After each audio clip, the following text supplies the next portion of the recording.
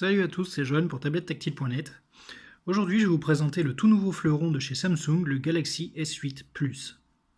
Le S8 Plus est la version agrandie du S8 avec un écran de 6,2 pouces au lieu de 5,8 pouces et une batterie un peu plus conséquente de 3500 mAh contre 3000 pour le petit frère.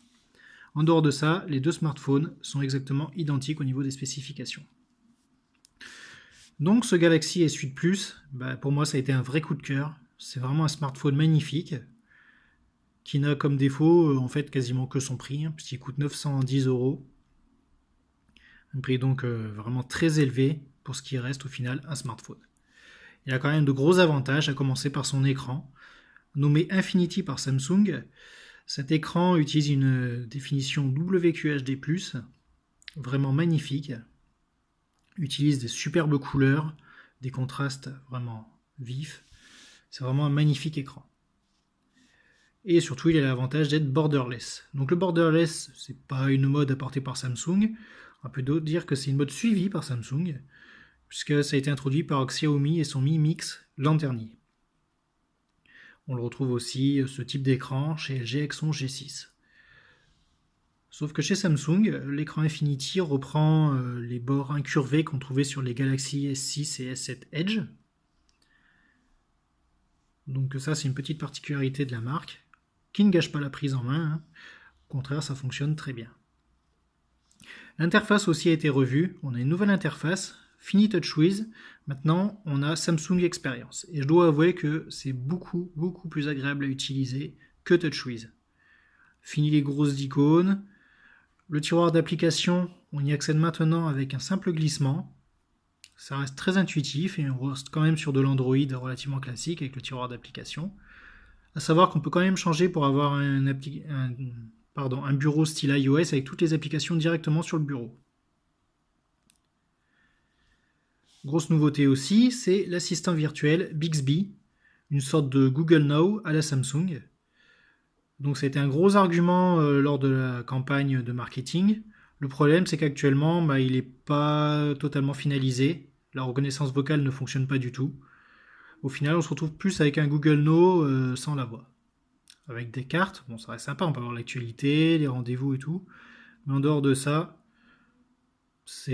pour l'instant, c'est pas complet, donc c'est voilà, à voir à l'avenir. On peut l'activer en appuyant ici, soit directement en glissant sur le bureau. Donc, autre nouveauté, comme vous voyez, l'écran prend vraiment beaucoup de place. Le capteur d'empreinte a donc été déporté à l'arrière. Donc à l'arrière, on garde toujours la coque en verre, qui prend les traces de doigts et probablement pas mal les rayures à l'usage. Au niveau du capteur d'empreinte, franchement, c'est l'un des défauts du téléphone, c'est qu'il est très mal placé. Il a la même texture que l'appareil photo, donc on se retrouve à tâtonner, on ne sait pas si on est sur l'appareil photo, sur le capteur d'empreinte. C'est vraiment pas intuitif. Pour le coup, j'ai vite laissé tomber et je suis passé au déverrouillage par reconnaissance faciale. Donc c'est aussi une des nouveautés introduites par Samsung. Il y a toute une batterie de capteurs à l'avant, dont un scanner d'iris, de ce côté-là à peu près, et l'appareil photo qui peut servir à faire le déverrouillage facial. Donc c'est de nouvelles technologies introduites sur ce téléphone, qui deviendront probablement des standards dans les années à venir, c'est sûr. Sauf que comme toutes les nouvelles technologies, c'est pas forcément super efficace à l'heure actuelle. Le scanner d'iris notamment, moi en tant que porteur de lunettes, je peux pas l'utiliser, ou alors il faut que j'enlève mes lunettes à chaque fois. Et même si ça fonctionne relativement bien, ça reste pas tout à fait utilisable au quotidien. On perd plus de temps à l'utiliser qu'un simple capteur ou un déverrouillage à code classique. La reconnaissance faciale fonctionne plutôt bien par contre. Mais là encore, apparemment, elle peut être relativement facilement bernée avec un selfie ou ce genre de choses. Donc pareil, à voir au niveau sécurité. C'est toujours des nouveautés quand même qui, quelque part, viennent justifier le prix élevé du téléphone. Certains y trouveront leur usage. Au niveau des nouveautés, en gros, c'est à peu près tout. Ce qui est déjà pas mal, un bel écran, une nouvelle interface, pas mal de technologies. On retrouve quand même des anciennetés, par exemple le menu latéral, qui avait déjà été introduit sur le S7 Edge. Ça fonctionne bien. C'est toujours aussi pratique. Au niveau des petits défauts, je dirais qu'il y a aussi le menu des paramètres. C'est vraiment brouillon.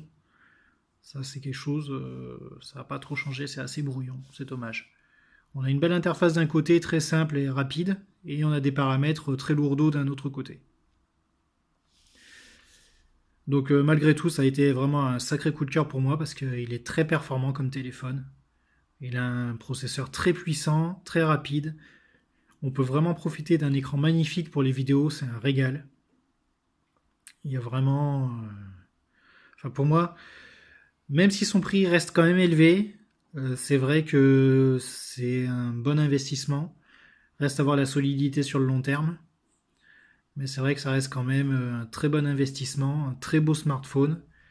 Et si vous cherchez quelque chose pour renouveler vos... Même un S7 Edge sera bien renouvelé par le S8. Il y a quand même pas mal de différences par rapport au vieux modèle. Donc on dirait que Samsung a vraiment tourné une page. Et honnêtement, bah là, ils ont vraiment fait un boulot de titan. Moi, je suis fan.